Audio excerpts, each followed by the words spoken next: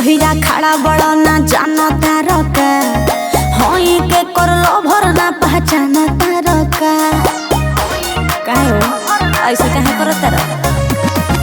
रोक के रहिया खड़ा बड़ा ना जाना तारा का होई के करलो भर ना पहचाना तारा का बात सुनई शांत बनी तो बुझी है जन बेकार होई रे हेलो अरे माफिया भी मांगेले माफी जाति में बबुआन होई रे अरे माफिया भी मांगेले माफी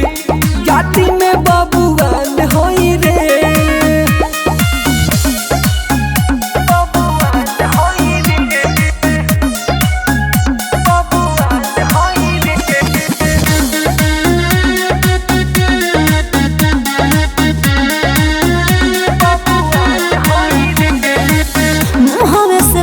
के बा बोल न कुछ कुछ देर में कहबा तहरे जिला हरे नौवे ब्रांड है बॉबी जिला के छोड़ो ये सटवे हमार हो चारों ओरी फैलल हथियार के बोए पार हो चलू कि ना शिकारी होई बुझिए ना शिकार होई रे सुनो अरे माफिया भी मांगेले माफी जाति में बबुआन होई रे अरे माफिया भी मांगेले माफी जाति में बबुआन होई रे जाति में बबुआन होई रे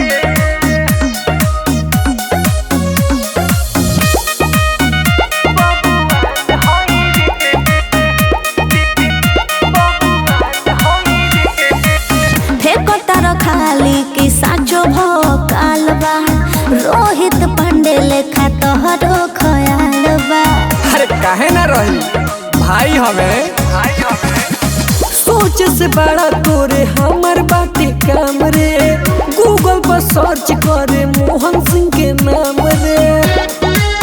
कर ले सबसे खतरनाक हथियार होई रे जाके पता कर ले अरे माफिया भी मांगेले माफी जाति में बबुआन होई रे अरे माफिया